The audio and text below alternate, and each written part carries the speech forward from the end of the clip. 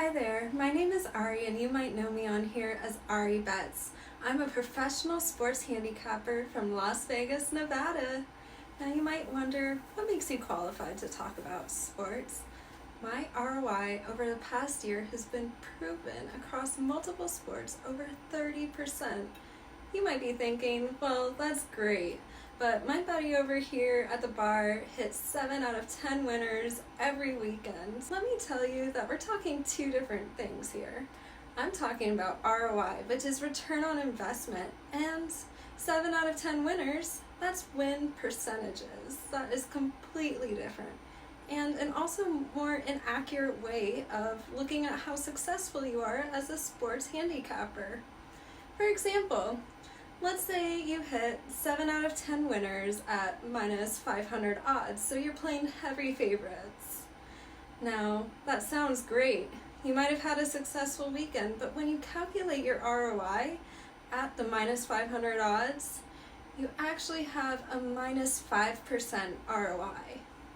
Whereas if you hit 7 out of 10 winners at minus 110 odds, now you have an ROI above 33%. This is a completely different number than before because your odds are better. This is a way that all professional sports handicappers evaluate themselves and how you should evaluate yourself if you are serious about sports betting. Now let's go over some basic sports betting terms, such as the Joes versus the pros. The Joes, they're also called the squares, and they're also known as just the general betting public. They're not super knowledgeable, they don't have insider information. They just are the general betting public, often betting on instincts or what they feel their favorite team is for the day, or even if they like the color of their jerseys. The professionals, on the other hand, are the sharps. They are the people who do this as a profession, and they also tend to wager a lot more money than the average Joes. This is very important to know. You might think, Las Vegas, they're just balancing out the sides on every game. They're trying to make an even 5% across all games that are being played. You might think that's the case, but as someone who's born and raised in Las Vegas, I know that is not the case. Otherwise, some of those casinos might have been built with loans taken from a bank, but most of them weren't. Vegas is not trying to balance out the sides. In fact, a lot of times they're taking a position on the game. So if they think, oh, there's a 75% chance the game is going to go this way, they'll encourage more and more Joes to come in and bet the opposite side so that they can make an enormous profit. Now let's talk about Saturday's NFL games, starting with the Bengals versus the Steelers. The Bengals opened up at minus 2.5. There's been no money flow. I like to evaluate the money flow on its significance, and I often rate it on a scale of 1 to 5. But however, there's been no money flow, no significant money flow, so I'm going to pass. But the total is looking a lot more interesting on this game. The total opened at 39.5, and suddenly there was quite a bit of sharp money on the under.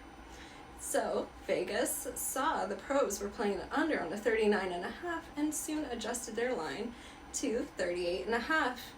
Then 37.5, and now it is sitting at 37.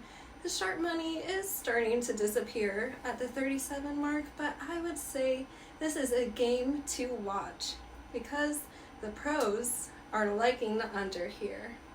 Keep your eye on this line, and if Vegas continues moving it under, well, that looks like Vegas is taking a stand. Now moving on to the Bills versus Chargers game. The look-ahead line was on the Bills minus 1. This was very, very early on in the week. However, since the opening look-ahead line, the Bills won against the Cowboys, and the Chargers, well, they lost to the Raiders, so Vegas quickly adjusted the line to Bills minus 8.5. Then they moved it to minus 10. Now today, it was minus 12, taking all of the Joe money on the Chargers, And now even this afternoon, they moved it to minus 12.5. To me, this clearly says Las Vegas likes the bill because they're encouraging more and more money to continue flowing in on the Chargers. So Las Vegas can count on this being a big win. Now let's look at the total in this game. The total opened at 40.5. Then it pushed out to 42.5 on no money. There was no pro money, there was no Joe money.